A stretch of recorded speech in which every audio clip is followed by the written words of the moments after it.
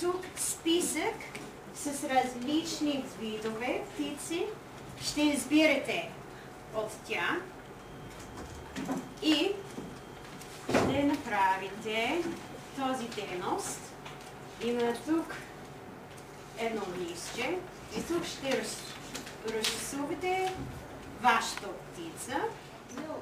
Да, от тези ще ги раздам сега и ще рисувате от такива. Тук има това специално за персина. Тук има снимки, ако имаш такива птици. И също има информации.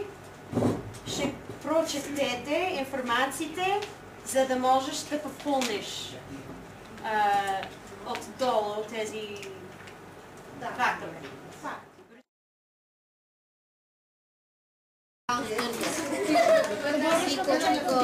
Достиг 120 см, дължина 120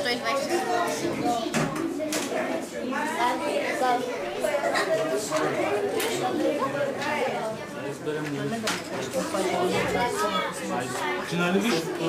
Гледаш и кучало. Защо съм главата? Защото има.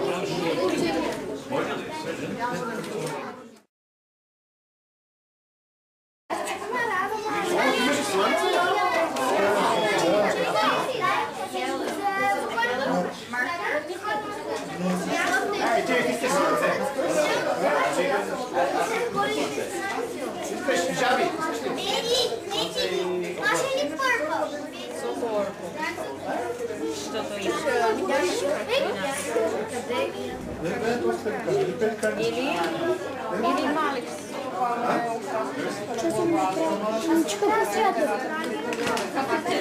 Значи, да пиша тук с какво се храни? С жаби. Нали? Може с риби. Значи по него е с жаби.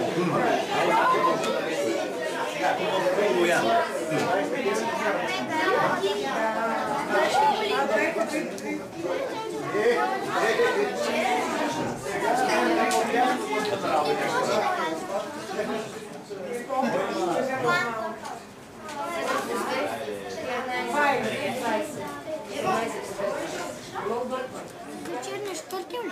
Да. За черния штъркел? Какво беше? За висок? Това е тук Цветовете са черни, бели и червени. Клюна му какъв е на цвят? Клюна. Червен. Краката? Червен. Браво. Айде, давай нататък. И дълъг 1 метър.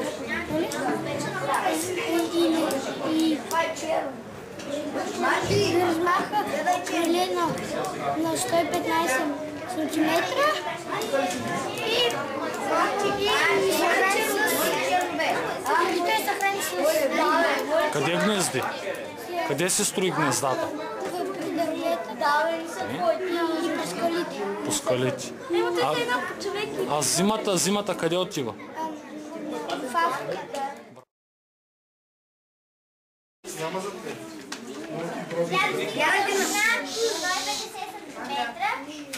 Сантиметра, размахнах крилете до 220 сантиметра. Нейните ръчителни знаци са гнезди по единично, също малки полови различия, по-характерно извита шия и цвета на клюна, по едрото и тяло, рядко издава тромпетни звуци. Тя живее в нейното местообитание в блатисти и богати на растителност водоеми, крайстоящи и бълнотечащи води. Богати на храна, тя се храни с трохи, зранца, водни растения. Прекарва лятото по-на север, а зимата в България. Ние ще я тук не познаем. Нали? Само кажи какво е характерно за нея и я покажи. Тук ще бъде в дългата ни, дали ще познаем коя е птицата. Ние не можем да прочетем чак и там, но можем... Ще гледаме и ще кажем дали е може. Да. Дали ще я познаем. Това е моята къца. Ставай, ставай!